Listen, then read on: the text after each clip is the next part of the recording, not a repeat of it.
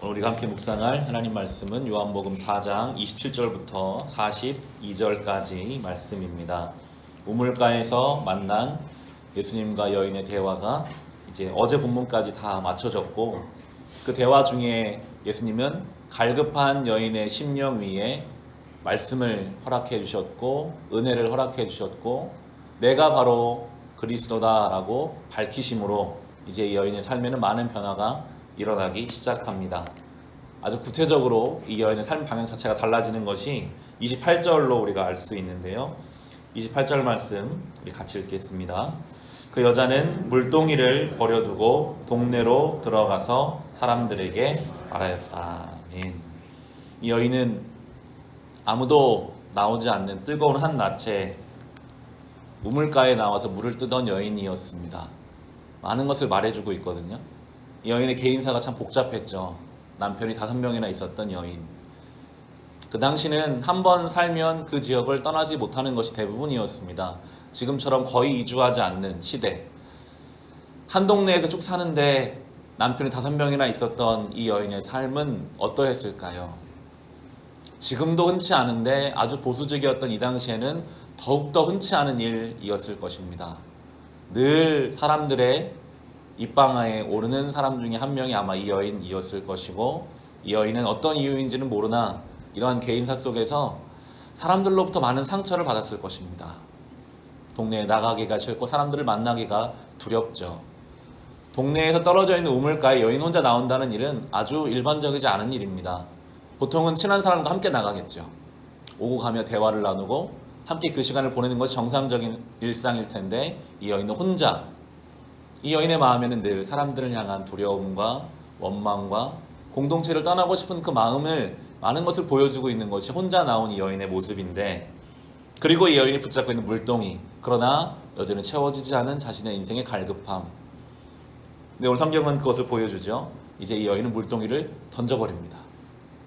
그동안 자기가 붙잡고 있었던, 이걸 통해 내 인생이 채워지지 않을까 생각했던 그 물동이를 예수님을 만나고 나서, 참된 생수이신 주님을 만나고 나서 이제 그 물동이를 던져두고, 그리고 자기가 자기 발로 밖으로 나왔던, 떨어져 나왔던, 숨어들었던 그 동네를 향해서 이제는 달려갑니다. 완전히 그 방향이 달라진 것이죠. 미움과 원망의 대상이었던 그들을 향해서 이제 가서 이 예수를 전하기 위해 내 인생을 채워줄 그 생수를 만난 그 기쁨으로 달려가는 이 여인의 모습을 요한은 이렇게 기록하면서, 처음 예수님의 표적이었던 포도주, 물을 포도주로 바꾸시는 그 변화가, 그리고 성전을 정화하시는 주님의 그 사역이, 그리고 니고데모를 만나서 그의 삶을 바꾸시고 오늘 이 여인을 바꾸시고 이제 5장에 가면 38년 된 중풍병자를 일으키시는 일까지 계속해서 요한은 예수님을 통해 변화가 일어난다. 예수님을 만나면 삶의 방향이 달라진다. 많은 것들이 새로워진다라는 것을 끊임없이 우리에게 가르쳐 주고 있는 것입니다. 우리의 삶이 그렇습니다. 예수를 만나면요, 그동안 우리가 잡고 있던 물동이를 던질 수 있게 됩니다. 아, 이것이 아니라 나는 주님을 통해 채워지는 인생이구나. 예수를 만나면요, 사람을 대하는 태도가 달라지게 되어 있습니다. 모든 것을 보는 관점이 달라져 갑니다. 그것을 우리가 경험해 가는 것이 신앙의 여정이죠. 그렇게 그 여인은 동네로 달려갔고, 예수님에게 먹을 걸 대접하기 위해서 동네에 갔던 제자들이 이제 예수님을 만나서 먹을 것을 대접하는 장면이 나오는 31절인데요. 31절 같이 읽겠습니다. 그러는 동안에 제자들이 예수께 아비님 잡수십시오 하고 전하였다. 예수님이 이렇게 말씀하신 32절에 보시면, 그러나 예수께서는 그들에게 말씀하시기를 나에게는 너희가 알지 못하는 먹을 양식이 있다 하셨다. 제자들이 알아듣지를 못해요. 서로 수군댑니다. 누가 예수님께 먹을 걸 갖다 드렸냐? 그때 예수님 말씀하시는 것이, 저는 오늘의 참 중요한 말씀으로 묵상하게 되었는데 34절입니다. 같이 읽겠습니다.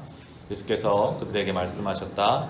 나의 양식은 나를 보내신 분의 뜻을 행하고 그분의 일을 이루는 것이다. 아멘. 예수님도 물론 육신의 양식이 필요하셨습니다. 드셨어요. 근데 예수님은 오늘 말씀하십니다. 나의 양식은 그것만이 아니다. 진정한 나의 양식은 나를 보내신 분, 하나님의 뜻을 행하고 그 뜻을 이루는 것이다 라고 말씀하십니다. 예수를 따르는 우리도 똑같습니다. 육신의 양식만으로는요, 우리는 채워질 수 없습니다. 잠시는 채워지죠. 그러나 정말 우리의 삶을 채우는 것은 우리를 보내신 분의 뜻을 행하고 그분의 뜻을 이루어가는 것. 그때 우리가 경험할 수 있는 참된 만족이 있는 것입니다.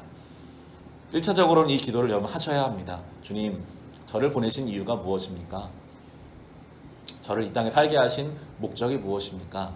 그것을 알게 해달라고 기도해야 할 것이고, 그리고 오늘 본문을 통해 우리가 알 수 있는 것은 주님이 지금 어떤 일을 행하셨죠? 갈급한 영혼을 채우셨어요. 그 상처받은 심령을 만나시기 위해 사마리아로 오셨어요. 주님의 뜻은 여기에 있습니다. 한 영혼, 한 사람, 상처받은 영혼이 치유되고 말씀으로 새로워지고, 이것이 본문을 통해 알 수 있는 주님의 명확한 뜻입니다. 가장 먼저는 내 영혼이 예수를 만나서 채워지는 것, 그것이 이 본문을 통해 우리에게 주어진 하나님의 뜻이죠. 우리 영혼이 사마리아 여인과 같지 않습니까? 채워지지 않는 물동이를 들고 사람들의 관계 속에서 많은 상처를 받고, 그래서 세상을 보는 눈이 일그러져 있는 우리의 영혼이 예수를 만나서 치유되고 회복되는 것, 그리고 그런 우리가 이제는 또 다른 누군가에게 주의 복음을 전하는 것, 그렇게 행할 때에 우리가 경험하는 놀라운 사명자의 만족, 하나님이 주시는 복된 삶이 있을 것입니다. 이 여인은 동네로 뛰어가서 많은 사람들을 예수께로 인도했고, 그 동네 사람들이 예수님을 만나게 됩니다. 40절, 41절 우리 같이 읽겠습니다. 사마리아 사람들이 예수께 와서 자기들과 함께 머무시기를 청함으로 예수께서는 이틀 동안 거기에 머무르셨다. 그래서 더 많은 사람들이 예수의 말씀을 듣고서 믿게 되었다. 사마리아 사람들이 청했습니다. 예수님이 이틀이나 그들과 함께 해주셨습니다. 그리고 그 말씀을 듣고 많은 사람이 믿게 되었습니다. 얼마나 감사한지요. 이 당시 예수님 말씀을 듣고자 청하면 주님이 해주셨던 것처럼 지금도 똑같죠. 주님, 저에게 말씀해 주세요. 제가 주님 말씀 듣고 변화되기를 원합니다. 사모하는 자에게 주님 반드시 말씀해 주십니다. 그 말씀을 우리가 영혼의 귓가에 그 말씀이 들려오면 믿게 됩니다. 변화가 일어나죠. 늘 우리는 주의 말씀을 사모하는 마음으로 나아가야 합니다. 주님, 오늘도 저의 삶에 오셔서 말씀해 주세요. 제 채워지지 않는 갈급함이 유일한 생수이신 주님으로 인해 채워짐을 믿습니다. 저의 인생의 불완전함이 주님으로 인해 채워질 것을 믿습니다라는 마음으로 우리가 사모하는 마음으로 주의 말씀 앞에 나아갈 때 우리가 그 말씀을 듣게 될 것이고 우리의 믿음이 굳게 세워지는 것을 경험하게 될 줄을 믿습니다. 오늘도 이렇게 주님을 사마리아 여인의 만남을 통해 동네로 많은 사람의 복음이 전해졌던 것처럼 우리가 오늘 예배드리고 경험한 이 말씀이 오늘 살아가는 동안 내가 만나는 누군가에게 우리의 표정으로, 우리의 말로, 우리 행동으로 전해지는 복음의 통로로 살아갈 수 있으시기를 주님의 이름으로 축원합니다.